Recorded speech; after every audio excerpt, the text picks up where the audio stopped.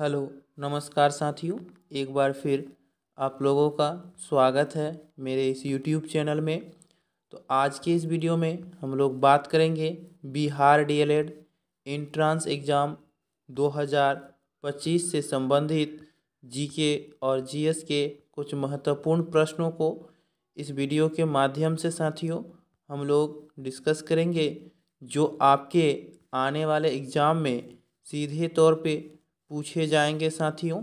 तो बिना देरी किए हुए चलते हैं आज के पहले प्रश्न की ओर। आज का हमारा पहला प्रश्न है साथियों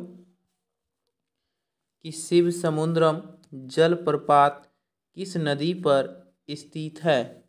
ऑप्शन ए है कृष्णा, ऑप्शन बी है तापी नदी, ऑप्शन सी है गोदावरी नदी और ऑप्शन डी है कावेरी।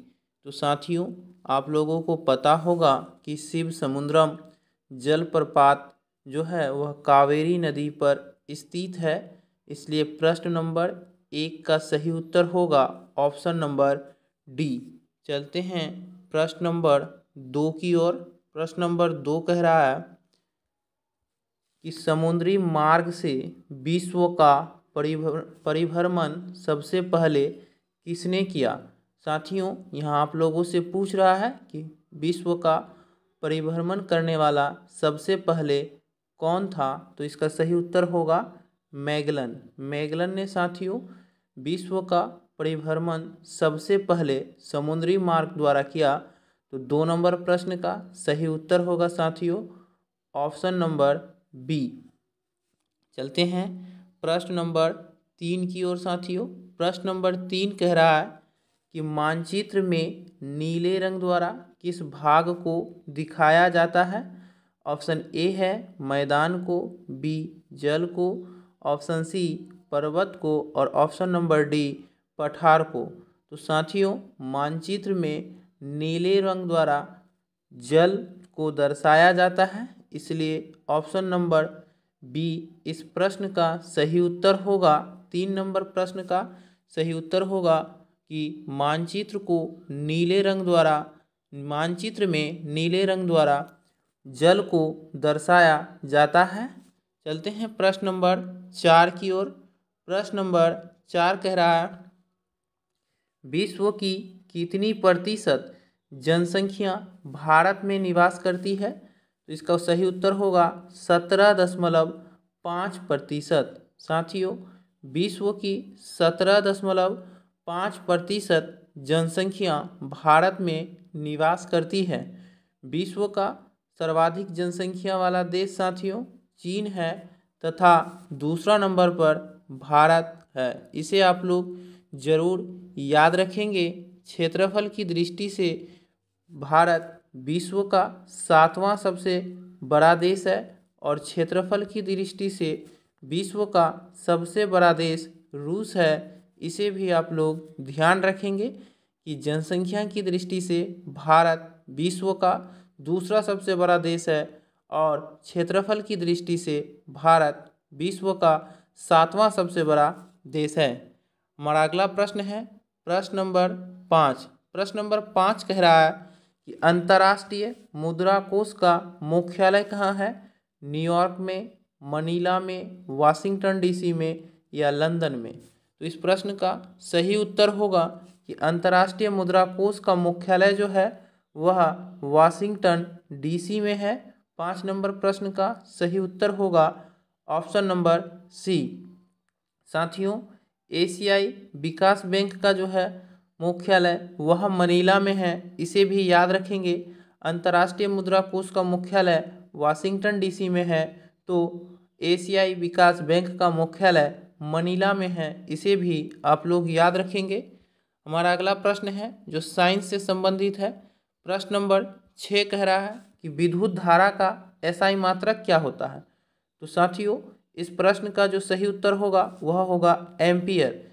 विद्युत धारा का एसआई मात्रक एम्पियर होता है, इसे आप लोग जरूर याद रखेंगे क्योंकि बिहार डीएलएड एंट्रेंस एग्जाम में इसी तरह के प्रश्न पूछे जाते हैं और बिहार डीएलएड एंट्रेंस एग्जाम की परीक्षा जो है साथियों वह काफ़ी नज़दीक है, इसलिए आप लोग अपनी तैयारी को और भी ज़्यादा करें। हमारा अगला प्रश्न है प्रश्न नंबर 7। प्रश्न नंबर 7 कह रहा है साथियों कि राइबोसोम किसके लिए केंद्र है।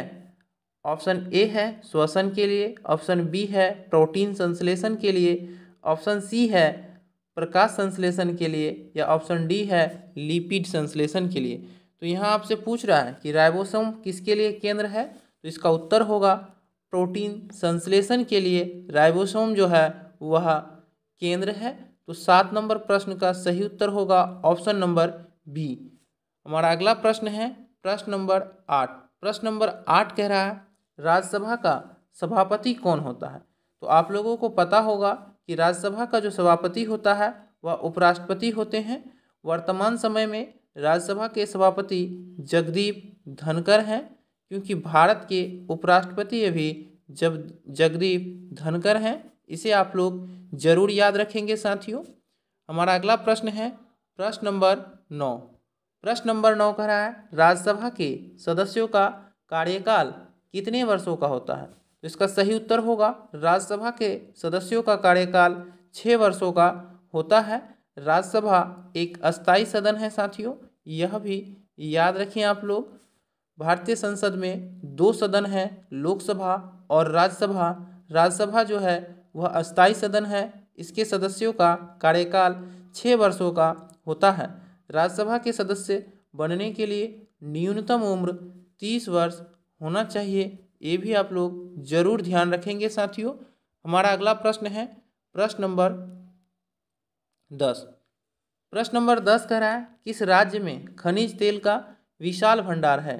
ऑप्शन ए है बिहार, बी तमिलनाडु, सी असम, डी राजस्थान। तो इसका सही उत्तर होगा कि खनिज तेल का विशाल भंडार जो है वह असम राज्य में है।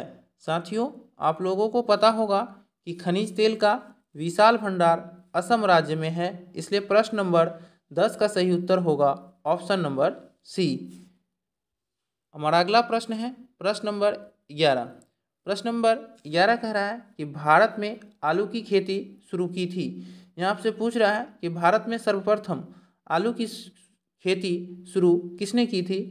अंग्रेजों ने, पुर्तगालियों ने, फ्रांसीसियों ने, या इनमें से कोई नहीं। तो इसका सही उत्तर होगा साथियों कि भारत में सबसे पहले आलू की खेती शुरू की थी पुर्तगालियों ने, इसलिए प्रश्न नंबर 11 का सही उत्तर होगा ऑप्शन नंबर बी।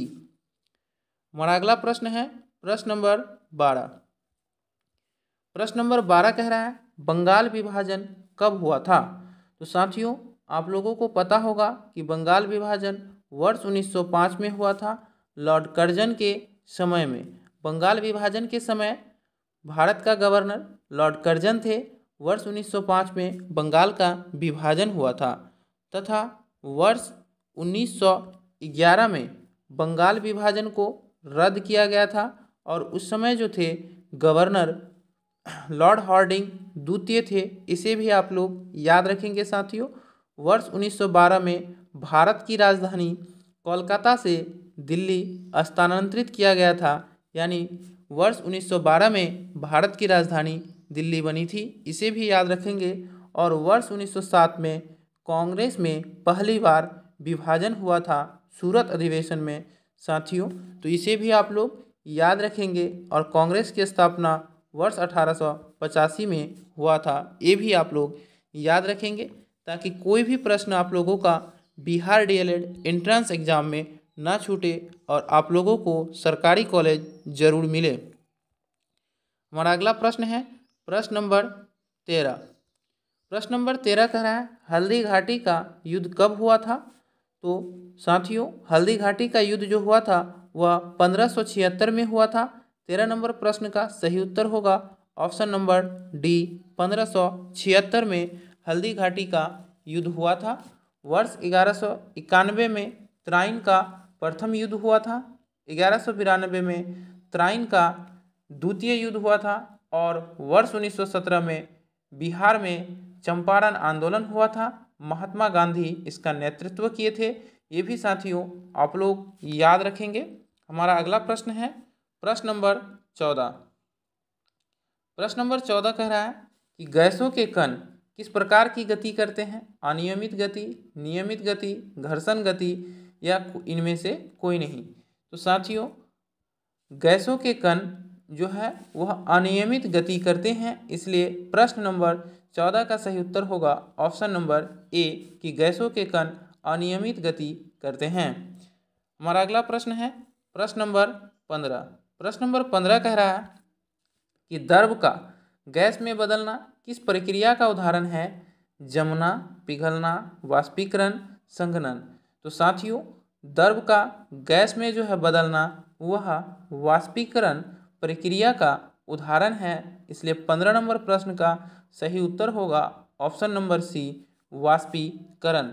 द्रव का गैस में बदलना वाष्पीकरण कहलाता है। ये भी आप लोग याद रखें क्योंकि इस तरह के प्रश्न ही बिहार डीएलएड एंट्रेंस एग्जाम में पूछे जाते हैं। साथियों आप लोग इन सभी प्रश्नों का नोट जरूर करें। हमारा अगला प्रश्न है प्रश्न नंबर 16। प्रश्न नंबर 16 कह रहा है कि लंदन में अनिवार्य प्राथमिक शिक्षा कानून कब बना। यानी यहाँ आपसे पूछ रहा है कि लंदन में जो है प्राथमिक शिक्षा अनिवार्य कानून कब बना। तो इसका सही उत्तर होगा वर्ष 1870 में लंदन में अनिवार्य प्राथमिक शिक्षा को कानून बनाया गया। इसे आप लोग जरूर याद रखें साथियों, ये प्रश्न काफ़ी महत्वपूर्ण है। हमारा अगला प्रश्न है प्रश्न नंबर 17। प्रश्न नंबर 17 कह रहा है कि भारत में केंद्रीय आलू अनुसंधान संस्थान कहाँ है। ऑप्शन ए है शिमला, बी दिल्ली, सी लखनऊ, डी रांची। तो साथियों भारत में केंद्रीय आलू अनुसंधान संस्थान जो है वह शिमला में है, इसे आप लोग याद रखेंगे। ऑप्शन नंबर ए इस प्रश्न का सही उत्तर होगा। केंद्रीय चावल अनुसंधान संस्थान जो है साथियों वह कटक में है, इसे भी याद रखेंगे। केंद्रीय औषधि अनुसंधान संस्थान लखनऊ में है, इसे भी आप लोग याद रखेंगे क्योंकि यहाँ से एक या दो प्रश्न आपको जरूर पूछे जाते हैं। रांची जो है साथियों वह झारखंड राज्य की राजधानी है, लखनऊ उत्तर प्रदेश राज्य की राजधानी है और लखनऊ शहर जो है वह गोमती नदी के किनारे स्थित है। इसे भी आप लोग याद रखें ताकि कोई भी प्रश्न आपके बिहार डीएलएड एंट्रेंस एग्जाम में न छूट पाए। हमारा अगला प्रश्न है प्रश्न नंबर 18। प्रश्न नंबर 18 कह रहा है प्रार्थना समाज के संस्थापक कौन थे। स्वामी विवेकानंद, राजा राम मोहन राय, आत्माराम पांडुरंग या इनमें से कोई नहीं। तो साथियों प्रार्थना समाज के जो संस्थापक थे वो आत्माराम पांडुरंग थे, इसे आप लोग जरूर याद रखेंगे। हमारा अगला प्रश्न है प्रश्न नंबर 19। प्रश्न नंबर 19 कह रहा है कि निम्नलिखित में से कौन सा दर्रा श्रीनगर और लेह को जोड़ता है। जोजिला दर्रा, बारलाचा दर्रा, नाथुला दर्रा या जलेपला दर्रा। यहाँ आपसे पूछ रहा है कि इनमें से कौन सा दर्रा जो है वह श्रीनगर और लेह को जोड़ता है। तो इसका सही उत्तर होगा जोजिला दर्रा।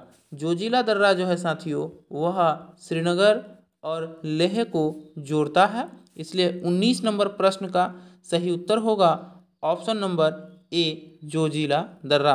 हमारा अगला प्रश्न है प्रश्न नंबर 20। प्रश्न नंबर 20 है साथियों कि गोबी मरुस्थल किस महाद्वीप में स्थित है। ऑप्शन ए है एशिया, ऑप्शन बी है यूरोप, ऑप्शन सी है ऑस्ट्रेलिया और ऑप्शन डी है अफ्रीका। तो साथियों आप लोगों को पता होगा कि गोबी का मरुस्थल जो है वह एशिया महाद्वीप में स्थित है, इसे आप लोग जरूर याद रखेंगे कि गोबी का मरुस्थल जो है वह एशिया महाद्वीप में स्थित है। विश्व का सबसे बड़ा मरुस्थल जो है साथियों वह सहारा मरुस्थल है, इसे भी आप लोग जरूर याद रखेंगे। तो धन्यवाद साथियों, फिर मिलते हैं अगले वीडियो में, तब तक के लिए जय।